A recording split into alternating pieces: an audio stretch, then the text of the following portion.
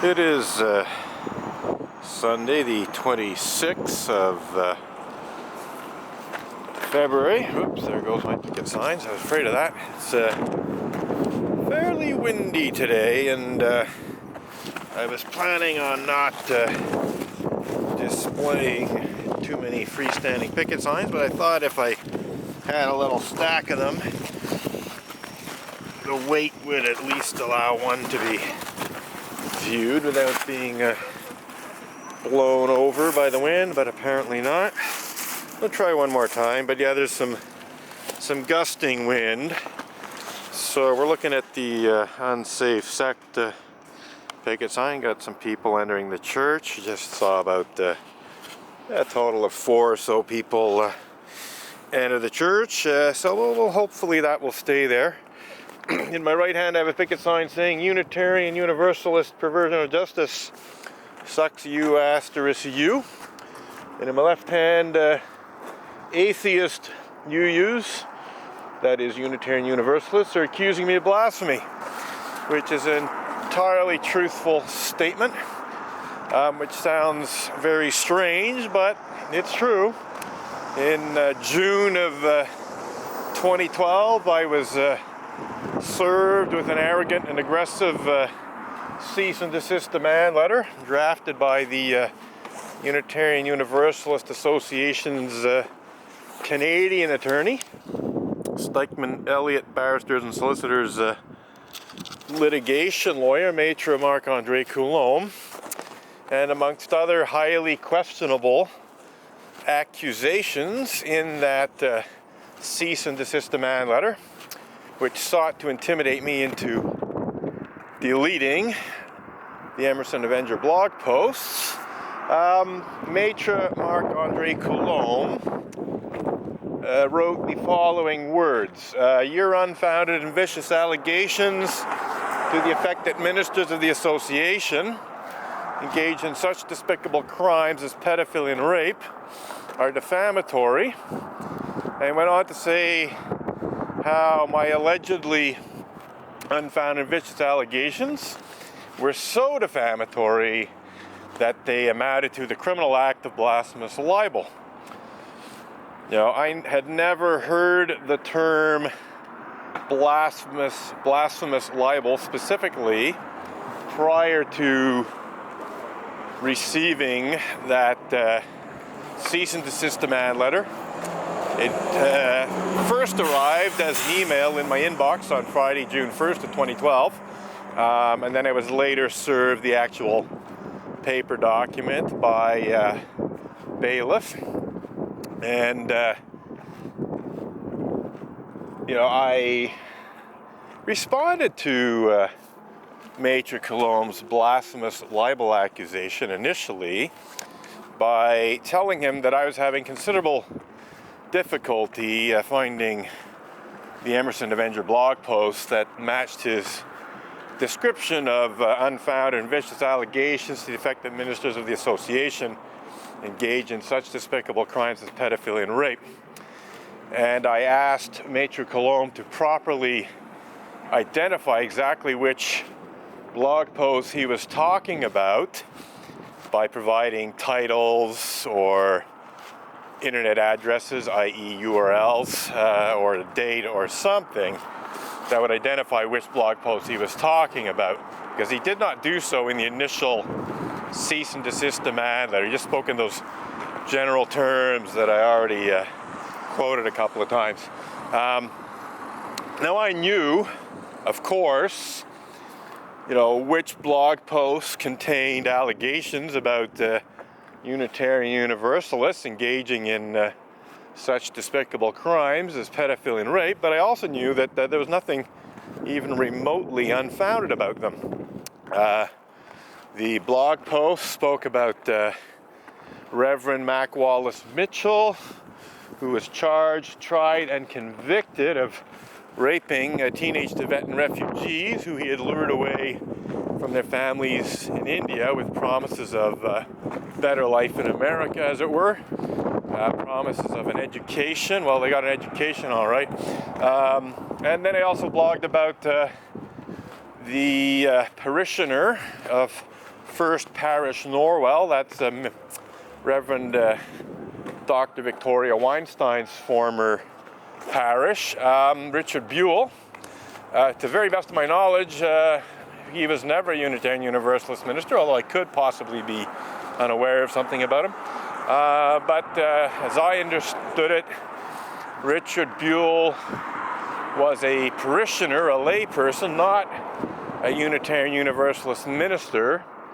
But he was convicted of such despicable crimes as pedophilia and rape, and he managed to combine pedophilia with rape in that he was convicted of the forcible rape of preteen girls, including a female family member. The girls who Richard Buell was convicted of raping were no older than 12 years old at the times that the rapes took place, and by some estimates could have been as young as 6 years old when the rapes took place or when they began. Because it could be that they were, more than one. It wasn't just a single event. There could have been rapes, especially in terms of the female family member.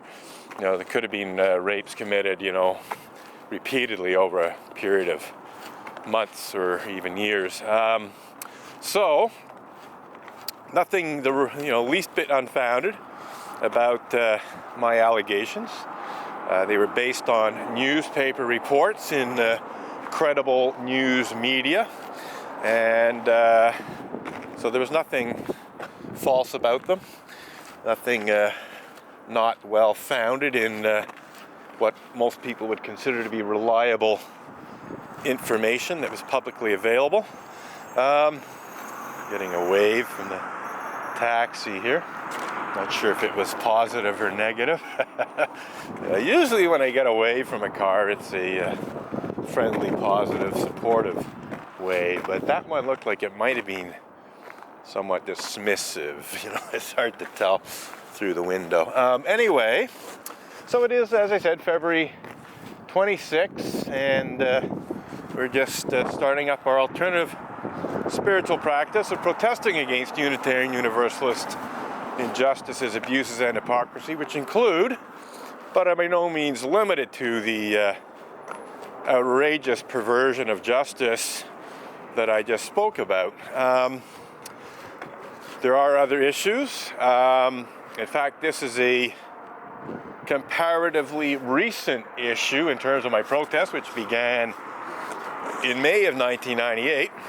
It began initially primarily as a protest against non-sexual clergy misconduct and anti-religious intolerance and bigotry on the part of atheist Unitarians, specifically Reverend Ray Drennan, former minister of the Unitarian Church of Montreal, Frank Green, former president of the Unitarian Church of Montreal, and some other intolerant and bigoted atheist Unitarians here at the Unitarian Church of Montreal. But I very quickly added protest against clergy sexual misconduct as well, although it wasn't very explicit in my picket signs because I was protesting non-sexual clergy misconduct as well. I just used general terms like abuse of clergy, clergy abuse, which covers all the bases, so there was very little in my picket signs that specifically mentioned sexual misconduct. However, I did display a picket sign, the one that actually I just looked at earlier, and we'll look at again here. This picket sign, an earlier version of this, unsafe sex, just two, pretty strong words there. The earlier version had a question mark that was posed as a somewhat rhetorical question. Is Unitarian Universalism an unsafe sect? It did, of course. Very good. It's always a great day to be accused of blasphemy.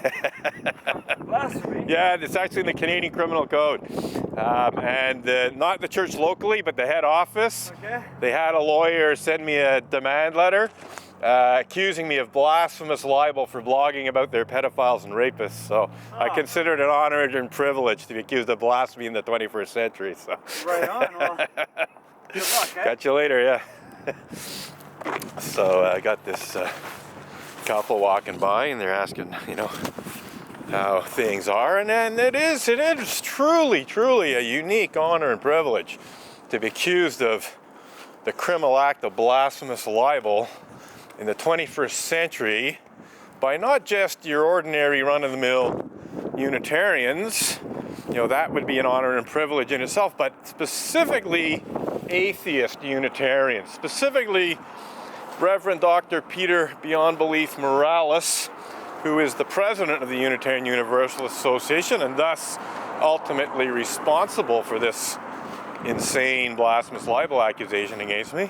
Also, Kathleen K. Montgomery, the now retired executive vice president of the Unitarian Universalist Association, who would have been the person most responsible for coordinating the work of Maitre Marc-André Coulombe. She would have been the one who did most of the hands-on work of ensuring that Maitre Marc-André Coulombe drafted this demand letter and had me served with it.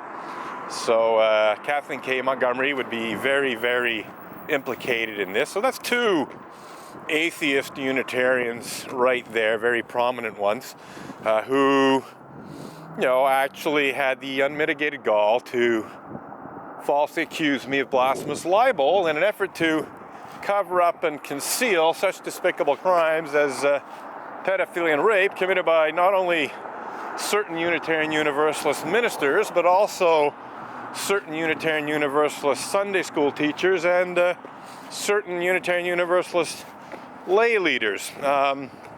It's quite clear that Richard Buell was a prominent member of First Parish Norwell. He wasn't just one of your average run-of-the-mill parishioners.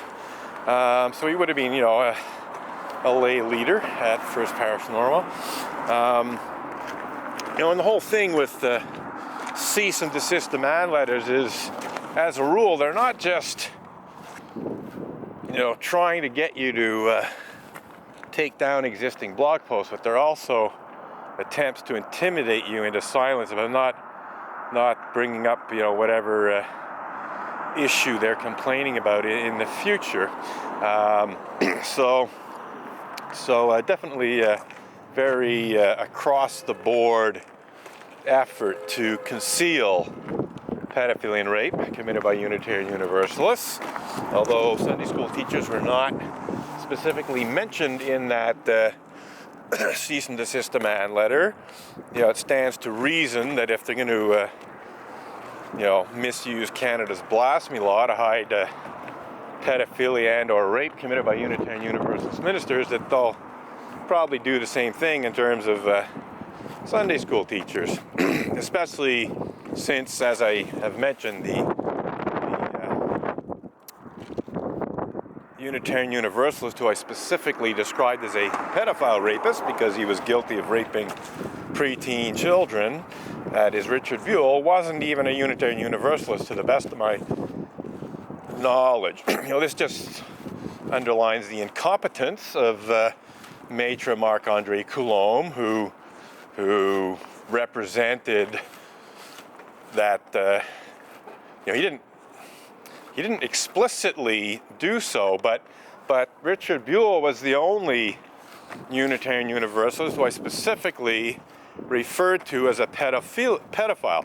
So by using the term pedophilia in his demand letter, it's clear that Maitre Marc-André Coulombe was talking about my blog post about Richard Buell.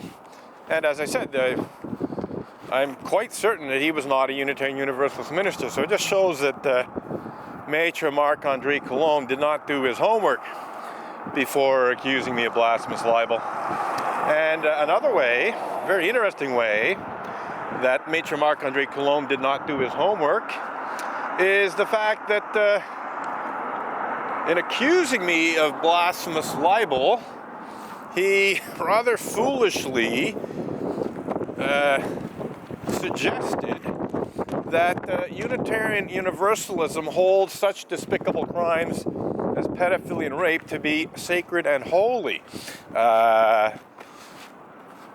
Blasphemy laws, as a rule, are intended to protect religions from criticism of what they consider to be sacred and holy.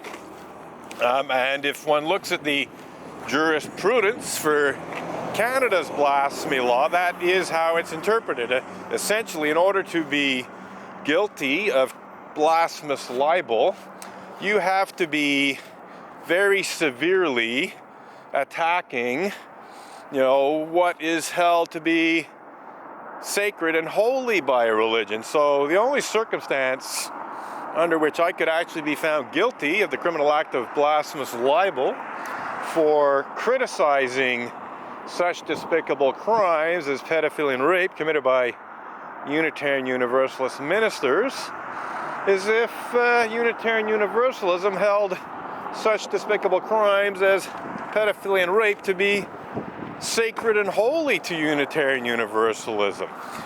So just incredible foolishness on the part of Maître Marc-André Coulombe and the Unitarian Universalist Association to specifically accuse me of blasphemous libel for blogging about Unitarian Universalist pedophiles and rapists.